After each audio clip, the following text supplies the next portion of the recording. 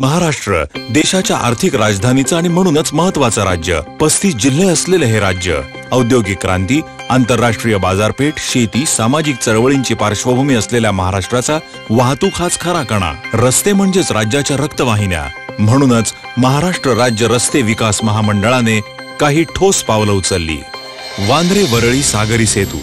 वांद्रे वरळी सागरी सेतू हा शासनाचा एक अभूतपूर्व असा प्रकल्प.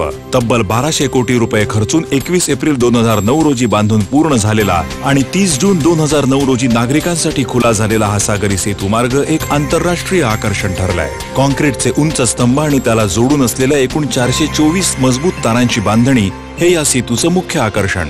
वांद्रे ते वरळी हा 35 ते 40 मिनिटांचा प्रवास या सेतूमुळे निव्वळ 7 मिनिटात होतो. दिवसाला जवळजवळ 49,000 वाहनं या मार्गावरून प्रवास करतात.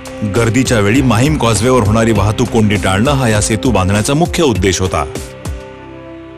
The Rajiv Gandhi Sea Link is the nation's largest cable stayed bridge, which has now become an identity of the city of Mumbai.